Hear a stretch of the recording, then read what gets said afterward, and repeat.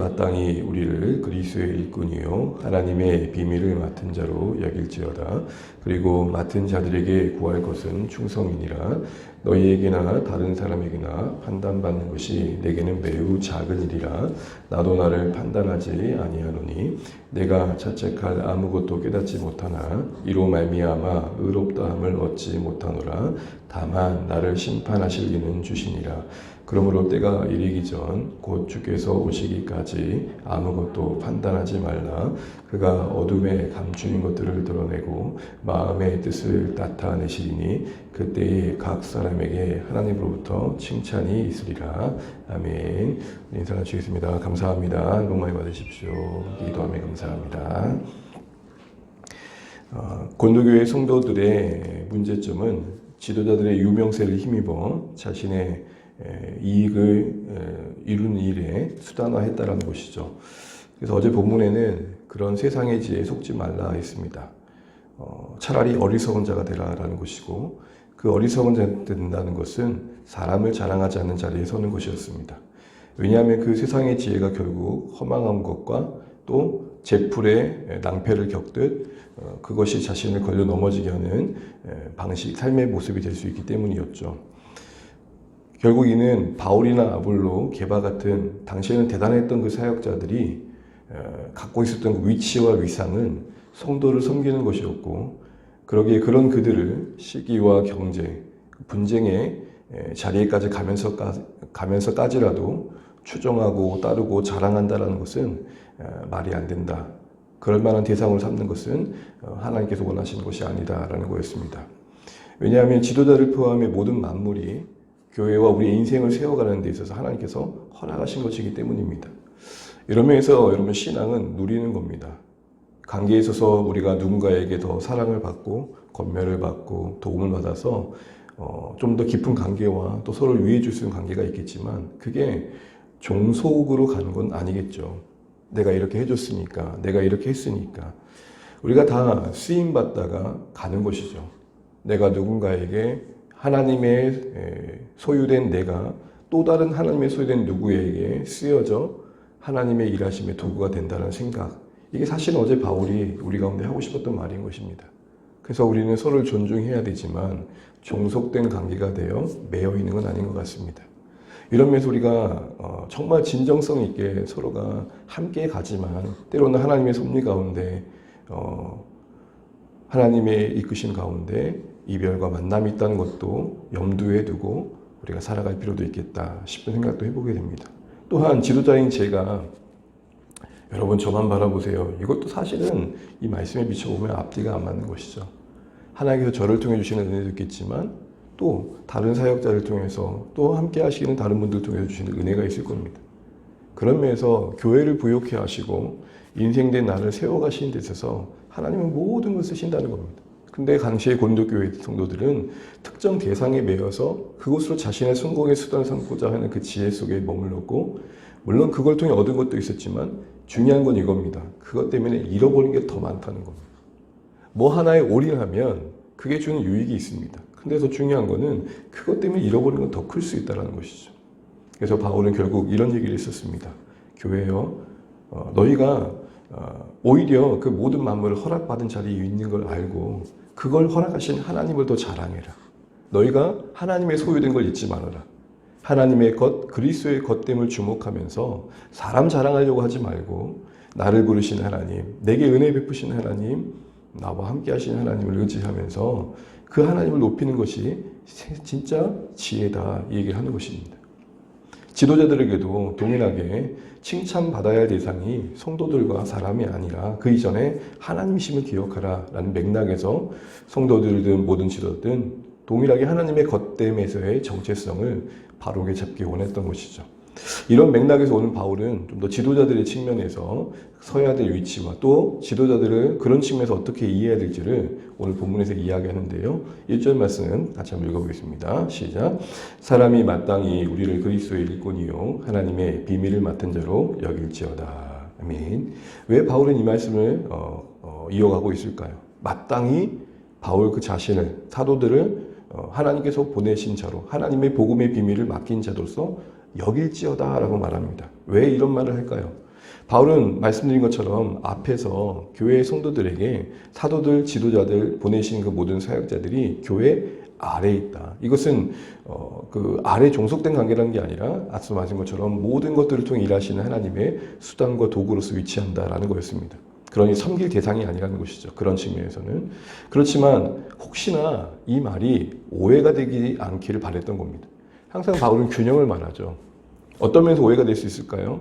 교회에 속했다고 하니까 청중들이, 회중들이 함부로 지도자들을 판단하고 평가하는 쪽으로 흘러갈 수 있었기 때문이죠. 그런데 그거는 아니다라는 것입니다. 그 아래에 종속됐다는 말이 함부로 판단하고 정죄할 수 있다는 것도 아니라는 것이죠. 즉, 교회 사역자들과 지도자들은 바른 자세로 대해야 된다라고 하면서 하는 말이 뭐냐? 마땅히 하나님의 비밀을 맡은 자로 여길지어다. 이 말은 무슨 말입니까? 하나님의 권한을 이임받은 사역자들이라는 것입니다. 교회를 섬기는 종입니다. 그러나 교회의 종은 아니라는 것이죠. 교회를 섬기는 종입니다. 일꾼입니다. 그러나 교회의 종은 아니라는 것입니다. 그러기에 회중과 대중 속에서 뭔가 하나님과의 갈등이 있을 땐 하나님을 택해야 되는 것이죠. 그래서 저도 사역자로서 또 한 신자로서 지켜야 할 것은 바로 이것입니다. 내가 사람을 섬기지만, 영혼을 섬기지만 그게 하나님보다 하나님과 관계 속에서 더 중요한 것은 내가 하나님과 관계 속에서의 바른 위치를 더 지키는 게 중요하다는 것입니다. 하나님께 보냄받은 사람으로서의 그 권위를 가지고 사람들을 대하고 또 그 권위를 가지고 있는 자로서 지도자를 대하는 게 필요하다는 것이죠. 그리고 또한 이런 관점에서 그런 지도자들을 바라보는 중요한 관점의 기준은 충성이다라고 이야기하는 것입니다. 2절 말씀 읽어보겠습니다. 그리고 맡은 자들에게 구할 것은 충성이니라. 이와 같이 복음을 맡김받은 지도자들, 사역자들에게 요구되는 건 충성이다. 그들이 하나님의 사역자로서의 성공 요문은 충성에 달려있다. 이렇게 말한 겁니다. 여러분, 교회에서 가장 많이 쓰는 단어 중에 하나가 뭡니까? 충성, 은혜, 뭐 이런 단어잖아요. 교회에서 여러 번 자주 쓰는 그 단어들에 대해서 신자들 우리는 좀 개념을 실제화할 필요가 있겠다 싶습니다. 여러분, 충성이라는 의미는 뭡니까?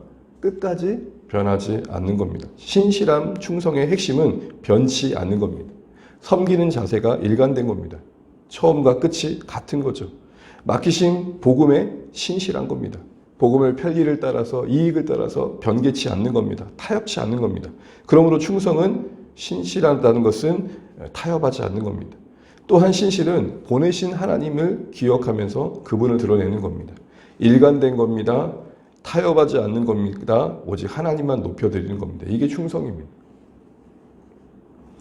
그런데 당시 교회 성도들은 여전히 말씀드린 것처럼 지도자의 우열을 가렸다고 하는 얘기를 드렸던 것처럼 세상의 잣대와 성공의 기준으로 지도자를 평가했던 겁니다.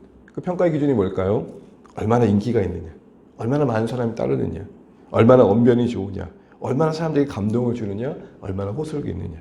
여러분, 이런 말을 들어보셨죠? 당시의 철학자들이 수사학에서 제일 중요하게 여겼던 3대 요소가 있습니다. 하나는 로고스, 또 하나는 에토스, 또 하나는 파토스인데, 로고스는 얼마나 그 사람이 논리적이냐는 거예요. 또 하나 에토스는 얼마나 그 사람이 믿을 만하냐는 거예요. 우리 그런 말 하잖아요. 네가 말하면 야 콩으로 맺었어도 못 믿어. 뭔가 신뢰를 주지 못하는 건 큰 맹점이었던 겁니다. 마지막으로 중요했던 건 뭐냐면 파토스입니다. 이게 뭐냐면 감동을 주고 감안을 끼치는 겁니다. 여러분, 같은 말을 해도 참 들려지게 하는 사람들이 있고 같은 말을 해도 가슴 뭉클하게 만드는 사람들이 있죠. 유머라든지 어떤 제스처라든지 행동을 통해서. 그래서 이런 에토스 그리고 로고스, 파토스가 균형을 이루어야 됐었습니다. 그런데 이런 관점에서 보면 정말 바울은 부족함이 많았던 사람. 말도 어눌해, 또 그렇게 뭔가 유머 감각도 없는 것 같고 호소력도 없는 것 같고 그래서만 강한 것 같고 이런 기준에서 바울은 점수가 거의 부족했던 것이죠. 이런 평가와 판단으로 바울을 바라보는 것에 대해서 바울은 경계했던 겁니다. 자신을 포함한 모든 사역자들에게 되게 중요한 것은 충성이라는 겁니다. 그게 성공이라는 것을 교회는 알아야 될 것이다 라는 겁니다. 이런 관점에서 하나 생각해 볼 것이 있습니다. 제가 부유교육자 시간을 지내면서 한 담임 목사님께서 이런 말씀하셨습니다. 연 목사, 설교를 잘한다는 게 뭘 것 같아? 여러분, 잘한다는 게 뭘까요? 이런 관점에서 보면 사람들이 얼마나 가마력이 있고 감동을 주고 웃기고 얼마나 논리적이고 얼마나 젠틀하게 사람들에게 호감을 주느냐 이런 부분이 있을 겁니다. 근데 그분이 그런 말을 하더라고요. 나는 이렇게 생각해. 설교를 잘한다는 것은 말씀에 충성하는 거야.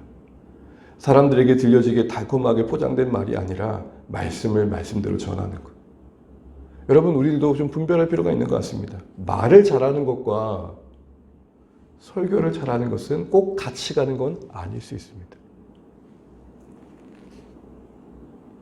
하나님의 진노의 손에 붙들린 자라는 책의 제목처럼 그런 설교를 했던 한 신학자가 있었습니다. 미국의 부흥의 시대에 그 설교의 제목들을 설교했는데 그분은 항상 설교를 할 때 해중을 보지 않고 준비되어 온 거를 쭉 읽어가는 스타일이었습니다.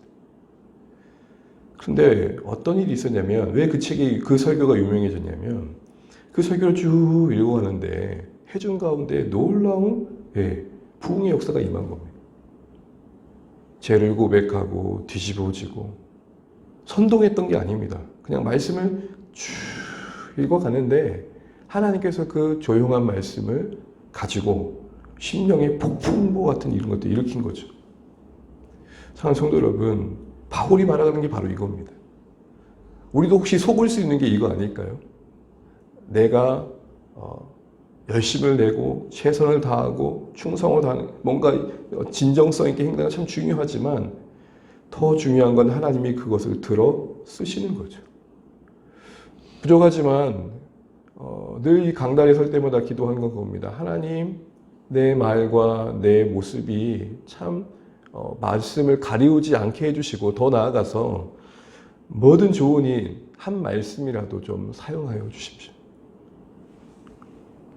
바로 그런 마음으로 충성을 바울은 설명했던 것입니다.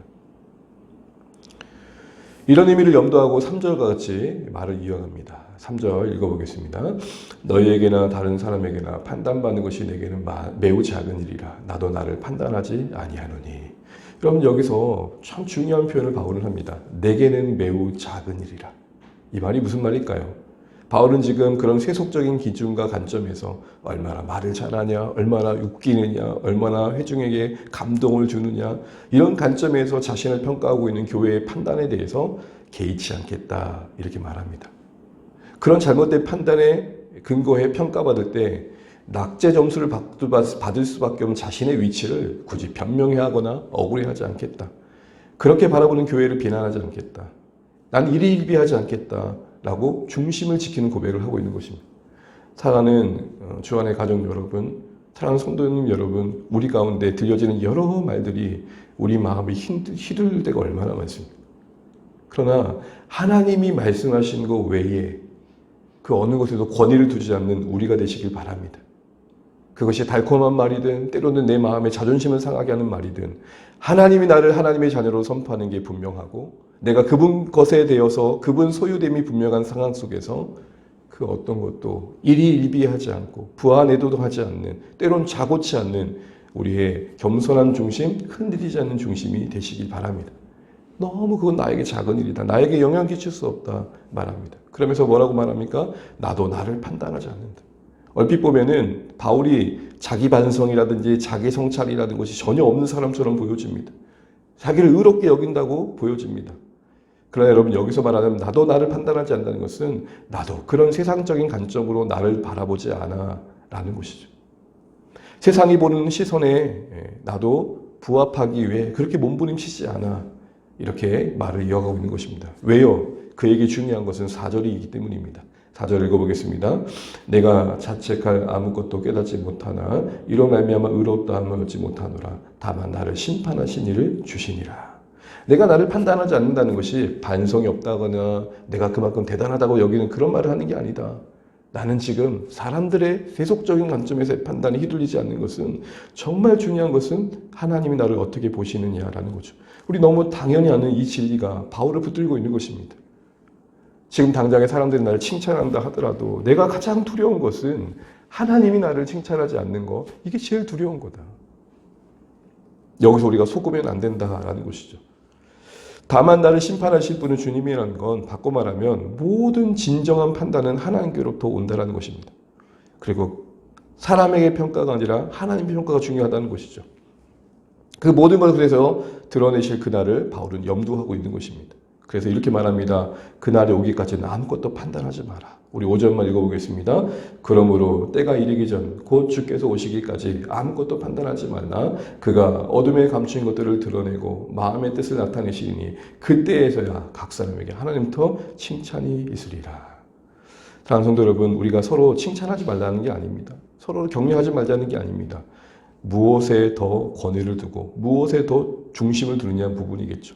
우리 서로 격려하고 칭찬하는 거 중요합니다. 그러나 우리가 정말 들어야 할 칭찬은 훗날 하나님 앞에 섰을 때가 아닐까라는 생각들을 말씀을 통해 해보겠는 것입니다. 그래서 바울이 그날이 되기까지는 아무도 함부로 판단하지 말라고 판단을 유보하며 충고하고 있는 것입니다. 이 말은 바울을 포함한 모든 교회 사역자들에 대한 섣부른 판단을 멈추라는 겁니다. 그 세상적인 기준을 가지고 사역자들을 판단하는 그 부분들을 그걸 통해서 경쟁을 시키고 분열케 되는 이런 형태를 스탑하라는 것입니다. 왜요? 진정한 판단은 하나님께 있기 때문이죠. 그런 면에서 심판의 자리에는 의외성이 있을 겁니다. 농담 삼아 하는 말이니까요. 부흥사분들이 그런 말을 많이 하더라고요. 사랑하는 여러분, 이 자리에 앉아있는 분들 중에는 천국에서 못 만날 분도 계실걸요. 뭐 이렇게 장난치면서 얘기를 하죠. 무슨 말입니까? 저 사람 믿음 좋은 줄 알았는데 심판날 앞에서는 의외로 아닐 수 있다. 그러므로 오늘 말씀을 두 가지로 한번 적용해 봅니다. 첫 번째로 판단하는 자의 입장에서의 자세입니다. 나는 쉽게 드러난 모습이라든지 때로는 내 판단의 기준이 세상적일 수 있다는 것을 염두해야 된다는 것이죠. 다시 말해 잘못된 판단을 할 수 있는 여지가 우리에게 있다는 것을 알아야 됩니다. 또한 더 중요한 건 그런 그릇된 정보의 판단에 근거한 내용들이 갈등과 분쟁을 일으킬 수 있다는 것도 기억해야 될 필요가 있는 것 같습니다. 두 번째로 판단받는 자리에서의 자세입니다. 우리는 늘 언제나 우리의 모습이 누군가에게 평가받는다는 것을 압니다. 그러나 더 중요한 것은 사람들의 시선이 나에게 얼마나 영향을 끼치냐의 부분에 있어서 오늘 바울이 말했던 것처럼 그게 우리에게 그렇게 크게 여겨지지 않았으면 좋겠습니다. 잠시 우리 마음을 살짝 바람이 불듯 흔들 수 있겠지만 중심까지, 뿌리까지 흔들지는 않으셨으면 좋겠습니다. 때로는 억울할 때가 있고 속상할 때가 있고 섭섭할 때가 있습니다. 그럴 때마다 사람들의 평가에 일희일비하고 자고하고 무너지는 게 아니라 하나님이 아시지. 사람들의 인정에 목말라 괴로워하는 게 아니라 하나님이 보고 계시고 기억하시지. 이런 마음의 자세로 걷던 칭찬도 걷던 비난도 때로는 어떤 질책도 그 안에서 받아들일 건 받아들이되 오직 하나님만이 나를 아신다는 사실 안에서 우리의 중심을 지키고 충성됨을 이어갈 수 있는 우리 모두 되시기를 주의 이름으로 축원합니다. 다만 보내신 하나님께 신실하겠다. 다만 나를 이 땅에 보내신 하나님께 순종하겠다라는 마음의 자세를 가지고 오늘 바울의 권면처럼 하나님께서 나를 판단하실 그날까지 충성된 삶을 지켜가겠다. 이런 고백을 하고 살아갈 수 있는 오늘의 말씀 되시기를 주님 이름으로 축복합니다. 찬양하겠습니다. 찬송가 208장입니다. 찬송가 208장 찬양드리겠습니다.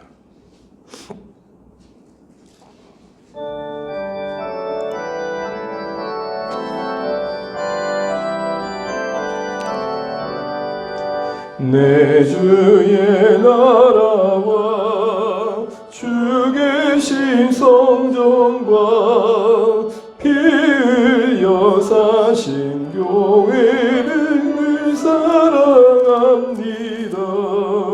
내 주의 교회는 전성과 같아서 눈동자같이 아끼사 늘 보호하시네.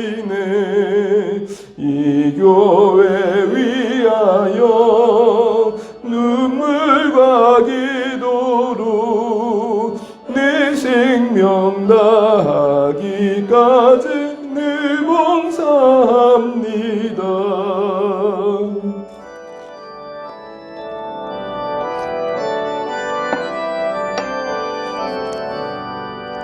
성도의 교제와 교회의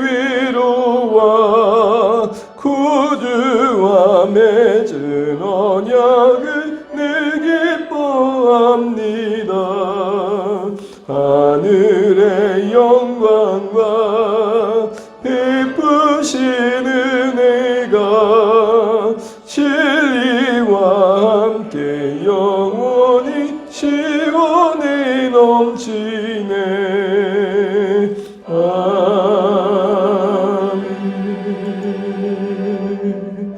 오늘도 주신 말씀 붙들고 기도하겠습니다. 바울은 오늘 우리에게 어떤 평가들 앞에서든 어떤 말을 듣든 간에 중요한 것은 하나님 앞에서 평가받으려님을 이야기합니다. 오히려 세상적인 기준으로 자신이 판단받는 것에 대해 일희일비하지 않겠다고 말하고 매우 작은 일로 여기면서 오히려 큰 것은 하나님 앞에서의 칭찬이라고 말합니다. 우리 중심을 지키는 게 쉽지 않은 하루하루를 삽니다. 수많은 말을 듣고 수많은 생각들 속에 엎치락 뒤치락 하는 게 우리의 마음의 자리인데 하나님 바라보면서 우리의 중심을 잘 지켜가는 한 날 될 수 있도록 기도하시면 좋겠습니다. 특별히 또한 내가 누군가를 판단할 때에도 어떠한 기준으로 세상을 바라보고 사람을 바라보고 있는지를 돌아보시는 오늘 말씀 되시면 좋겠고 지도자만 아니라 하나님 부름받은 우리의 모든 인생들 하나님께 모델받는 우리의 삶에 요구되는 게 충성임을 기억하면서 오늘 변하지 않는 모습으로 신실함으로 오늘 우리의 삶과 우리에게 주어진 일들을 감당하는 한 달 되게 해달라고 기도하시면 좋겠습니다. 또한 주원의 가족들을 기도해 주시되 연약한 자리에 또 몸의 아픔으로 인해서 힘든 자리에 있는 우리 성도님들을 하나님께서 치료하시고 위로해 주시길 기도해 주십시오. 특별히 우리 자녀들을 기도해 주시고 VIP를 품는 일을 기도해 주시고 특별히 우리가 또 이번 한 달 자녀들을 축복하는 기간을 하는데 하나님 정말 우리 자녀들을 축복해 주시고 저들의 새로운 학년, 새로운 학기의 삶들을 이끌어 주십시오. 라고 기도해 주시면 좋겠습니다. 이 나라의 민족을 위해서 세우신 교회를 기도해 주시고 또 주의 이름으로 모이는 우리의 목장과 또 예배로 또 함께하는 자리에 은혜가 있도록 기도해 주시고 정말 어려움을 겪고 있는 지진으로 힘들어하는 튀르키예와 시리아 곳곳에 하나님 고통받고 있는 자리에 은혜를 베풀어 달라고 기도해 주시기 바랍니다. 각자도 기도 제목 가지시고 기도하시고 오늘 하루 주 안에 승리하시길 바랍니다. 기도하시겠습니다. 하나님 은혜를 감사합니다. 오늘 허락하시는 날 주님의 인도하심과 이끄심 속에 오늘 하루 살아가기 원합니다. 하나님 바울은 그 모든 걸 매우 작은 일이라고 말합니다. 사람들의 말에 일희일비하지 않게 하여 주십시오. 하나님 정말로 우리 자신을 돌아보는 겸손함을 지키게 하시되 결국 심판하실 분은 하나님이라는 사실 앞에서 우리 자신을 다시 한번 잘 살피고 결국 우리가 하나님 앞에 드러나는 모든 것들 앞에 부끄럽지 않도록 충성됨을 지켜가는 우리가 되게 해주십시오. 고백에 신실하게 하시고 삶에 신실하게 하시고 타협하지 않게 도와주시고 주신 메시지를 지켜가게 도와주시고 일관되게 하여 주시고 오직 하나님께만 영광 돌릴 수 있는 우리의 삶이 되게 하여 주십시오. 우리의 고백을 지킬 수 있는 은혜를 주시고 우리의 삶을 오늘도 일관되게 살아갈 수 있는 은혜를 베풀어 주십시오. 하나님 우리의 마음이 하나님을 향해 향하게 하시고 세상의 기준에 흔들리지 않게 도와주시고 주님의 마음으로 살게 도와주시고 하나님 긍휼을 베풀어 주시옵소서. 주여 은혜를 베풀어 주시옵소서. 하나님 복음을 들려주게 도와주시고 하나님 앞에 우리가 서는 그날을 주문을 도와주시고 하나님 사랑하는 우리 주 안의 가족들을 기억하여 주십시오. 주님 일상에 올려주시고 우리 자녀들을 축복하시고 VIP를 품게 하시고 하나님 정말로 성실로 온 삶을 살게 하시고 하나님 우리의 고통받는 자리를 찾아와 위로하시고 하나님 위로하여 주시고 회복시켜 주시고 여호와 라파의 하나님을 고백하게 도와주십시오. 우리 자녀들을 복맹해 주시고 하나님의 은혜 안에 거할 수 있도록 인도하여 주십시오. 주님 도와주십시오.